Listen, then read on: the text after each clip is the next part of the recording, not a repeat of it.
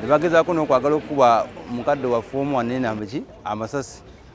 yamugambye akookinge nti babadde bankuba ennyondo gye bakondesezza ekikomera kyaffe awo nga mukirabye ne bakasuka amayinja ne baasayasa endabirwamu z'emmotoka ezabadde mu paakingi ekiro zabadde ssaawa 7:5 ze baatulumbye twagezezaako okubeera nga tugezaako okulwana nga bakasuka amayinja n'emmundu awamu n'okututiisatiisa embeera eyo weyatuuseewo ne tugezaako okwerwanako fenga ffe ababaddewo naye nga tetulina busobozi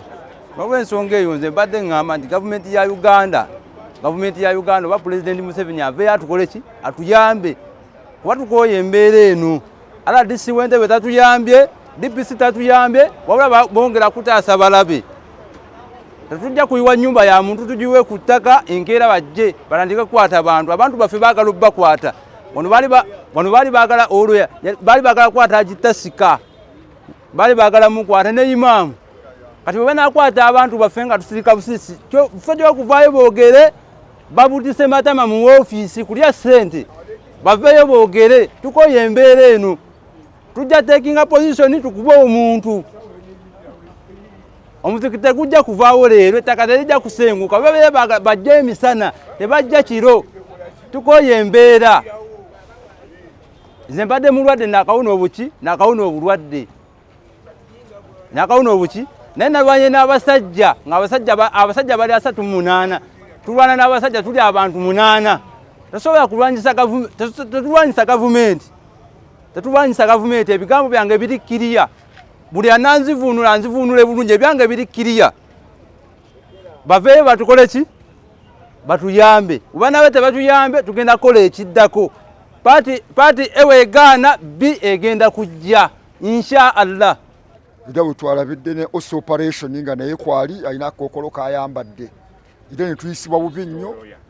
ekkubo ne balisalako nga tebakkiriza abantu bayingira ne badda kuba batusazeeko emabega eri ne maaso eno yonna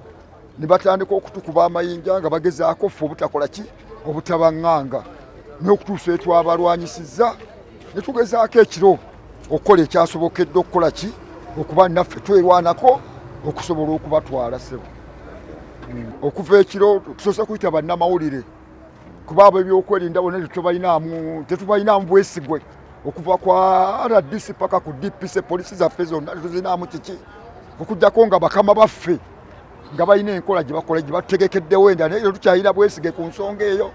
naye ffe ng'abasiraamu tugezezzaako okukuuma emirembe gye batugamba era tetunaba na violence yonna naye nga bo kati baba tusalira amagezi ofe tuli bannayuganda oba tuli bannayuganda babe batukolera amagezi tubakola ki kituba tukola naffe okuba nga bannayuganda tuteeka okugabana ku byaffe tuteeka okukola ki okuba nabyo. Twebaza Mukama Katonda olw'okuba nti akyatuwangazizza naye ensonga eziri wano tulina obuzibu bwa muganda waffe Mwanje akozesa obukujjukujju oba obukumpanya okusobola okubeera nga abba ettaka ly'abasiraamu kubanga ettaka lino lyaweebwayo jjajjaawe yali wa taatawe n'abeera nga ettaka lino yasobola oddikuuma kati muganda we n'asobola okubeera nga yakola ki yateeka ekiraamo kya jjajjaawe mu nkola ekyokubeera nga azimbako omuzikiti naye Mwanje Ibrahim kyakoze ye kwagala kubeera nga ajjawo omuzikiti kubanga omuzikiti guno gubaddewo okumala emyaka 33 nga weeguli era abasiraamu nga bagusaaliramu tewali mirerembe gyonna n'okuva Ibrahim Mwanje we yajja mu 2000 yatandika okutawaanya abasiraamu ne baba nga bamwekutulako ne bagaa katuseeko ekikomera ekiziyiza omuzikiti guno ekimulaga empenda z'omuzikiti we guli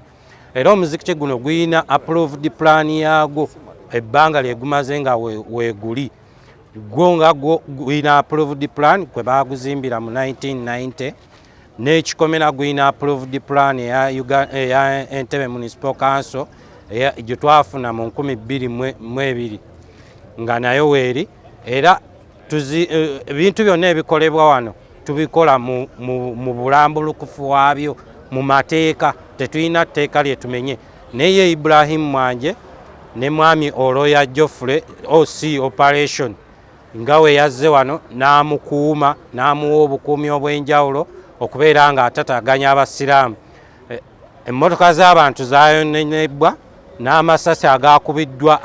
agayise mu bantu, naye olw'okuba nti tegayina gwe gakutte naye nga gayina we gayise we tusobola okubeera nga tubiraba. N'abasiraamu tuli ba mirembe, tugezezaako okukuuma emirembe. Nze chairman imaamu muganda wange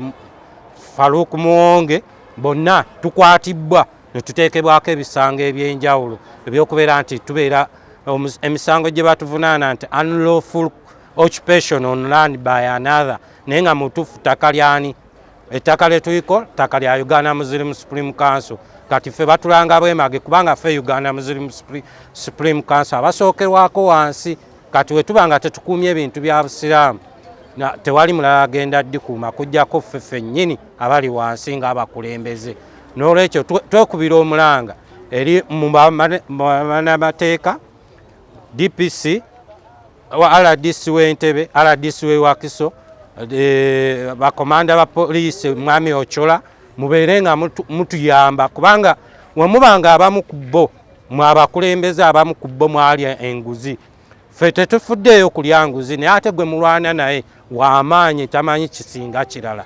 Mujja kukola kyonna kye mukoze naye era temugenda kuwangula, temusobola kuwangula Allah. Ekyo tekiriiyo. Omuntu anaawangula Allah, Allah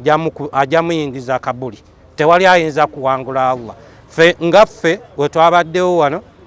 tetulina bulabe bwe twatuusizza na ku muntu gwe twakutte nga naye yabaddemu abo abazze okumenya abayonoonye assets z'abantu, naye twakuumye emirembe kubanga obusiraamu bwaki bwa mirembe. N'olwekyo twekubira omulanga mu bantu bonna abakwatibwako ku nsonga eno batwale obuvunaanyizibwa okubeera nga bakuuma ebintu by'abantu. Ekiro wano ne batandika okukuba ekikomera ky'omuzigiti nga balina n'abasirikale babadde bangi, ne bakuba amayinja ne bakanyugira emmotoka zonna ezabadde wano ne bazikuba ebirawulo ne babyasa. Kati abantu ne bagezaako abasiraamu ababaddewo abatono ekiro okuzaadde ssaawa 7 ogw'ekiro. Kati ne bagezaako okwazino okuyita abantu abalala. Batandise okujja bano ng'ekikomera balina ennyondo balina ki, ne batandika okukuba ekikomera nga bakikuba wansi n'amayinja nga bakola ki nga badduka nga bava mwene ennyumba eno eya Ibrahimu Mwanje gye bafuutuse ekiro. Kati abantu bayongedde okubeera abangi, kati ne batandika okudduka kiwanga buli adayitawo mu kkubo nga bamukuba emmotoka nnyingi bazikubye n'ababodaboda babakubye. Kati abasirikale ba SFC abadde bakola surveillance ekiro bwe bazze nabo ne bayingirawo, kati nabo ne batandika okukola okudduka. Kyokka kati ne bakwatako omuntu omu ne bagenda kiwanga embeera yabadde yakazigizigi nga balina n'emmundu bakubye Haji Tasika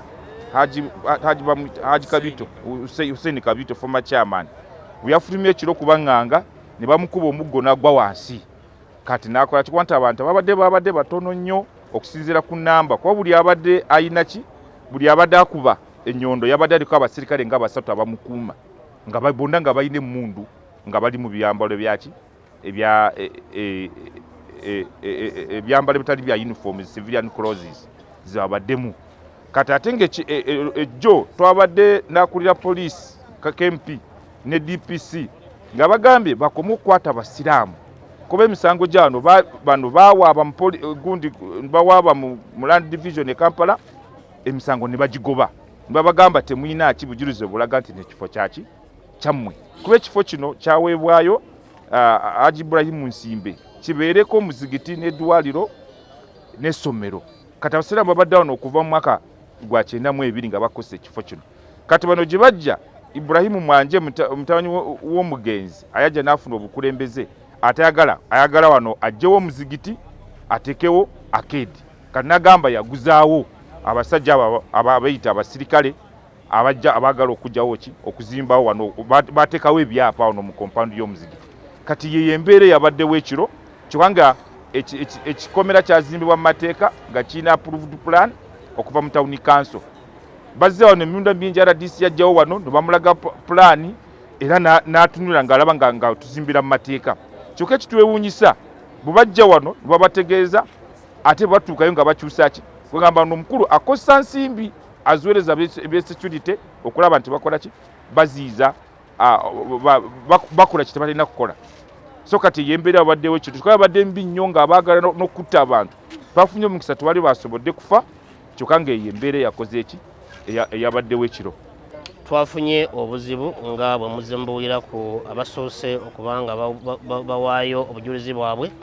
mu budde bw'ekiro bwe twalumbiddwa naye nga abaatulumbye ate babadde babakingiddwa ate aba security bennyini abateekeddwa atotukuuma ate be baatulumbye tukolako obulumbaganyi mu mbeera eyo bwetyo nti twayambiddwamu ekintu kimu okuba nti temuli yafiiriddwa bulamu bwe naye nga n'abaakoseddwa abaakubiddwa emiggo nabo babadde bangi naye ng'ebintu ebyo byonna ali emabega waabyo si mulala ye Ibulayimu Mwanje mutabanyi w'omugenzi eyawaayo ekifo kino masijidi kwemaze emyaka egisoba mu 30 nga eddukanyizibwawo nga abaddu ba Katonda bajja basinzizaawo tuvumirira ebikolwa ebyo byonna ebirimu obumenyi bw'amateeka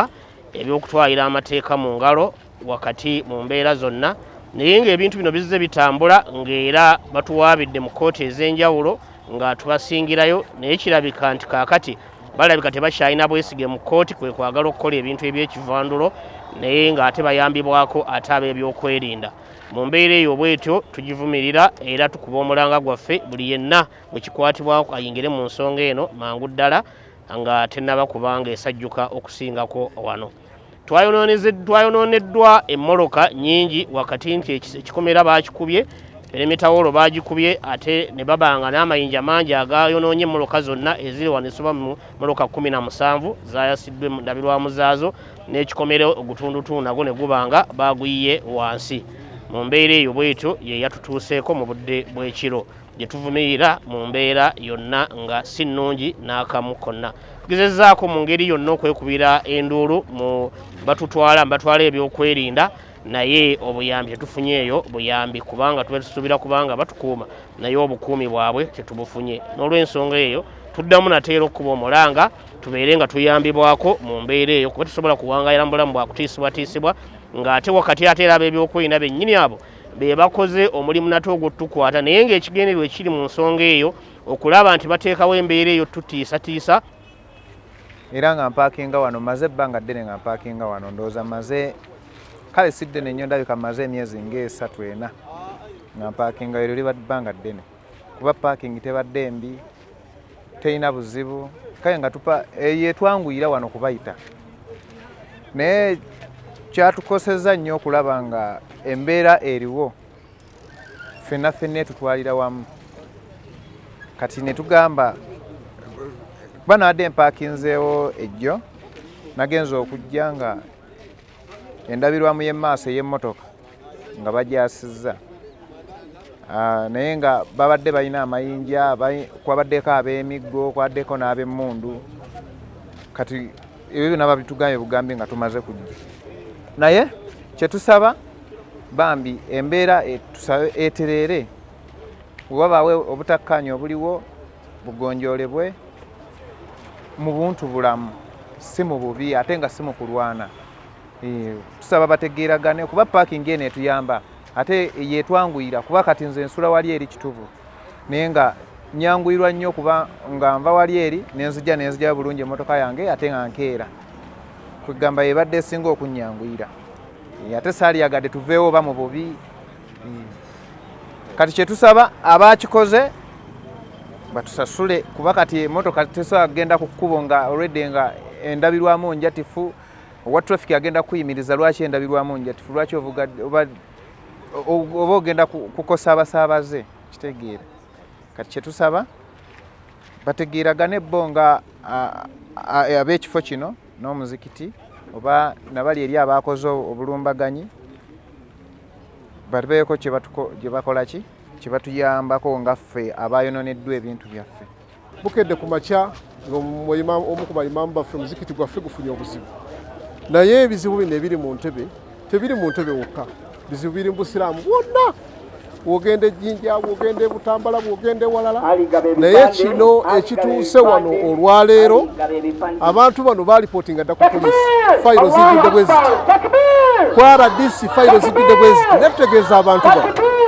obuyinza bwa poliisi tebukoma Ntebe. Mwami Ochola, abantu ba poliisi y'Entebbe baba tebayambi basiraamu b'Entebbe. Kitegeeza nti poliisi y'Entebbe tekyakola. So Mwami Ochola yamba abantu bano. RDC wano waayita buli kanaku wano bwati violence nga katayinza okuba nga wagenda okuyita nga agenda kukola nga teyambi basiraamu. Eno parking si ya ssente. Parking y'abasiraamu bapaakinga wano ne bajja ne basaala. Naye ekiri mu busiraamu olwaleero abali Entebbe abali e Butambala muli b'amawulire naye buli bw'osiŋŋaana omuzikiti ku mizikiti 10 Supreme Council gye bandirooge nayo ekiri ekikambo bukambwe. So tutegeeza abaganda baffe abakulembera mu ebyokwerinda nti abasiraamu mubatunuulire basiraamu ba mirembe. Tugamba nti inni salimun man salamakum, tuli ba mirembe eri abatuwa emirembe, wa harbun man harabakum, tujja kuba balutale eri abakola olutalo ku busiraamu. Muyambe abantu abapanze bino byonna okumenya wano, si bakristaayo, si balokole, si bakatuliki, wabula abamenye wano babadde basiraamu ate nga n'abayambiddwako babadde basiraamu. Kiki ekiri mu busiraamu? Saba Katonda atwasa obusiraamu n'abasiraamu gye muli mwenna mwenna, n'ekikyamu nnyo. Poliisi ey'Entebbe bayalemereddwa, ey'e Kampala Mwami Ochola situkiramu. RDC bw'aba yalemereddwa ow'Entebbe, mukyala RDC Wakiso situkiramu. Tujje violence mu Ntebbe, tujje violence mu busiraamu. Katonda atereeza obusiraamu n'abasiraamu, naye ekiri mu busiraamu n'abasiraamu Katonda gw'olina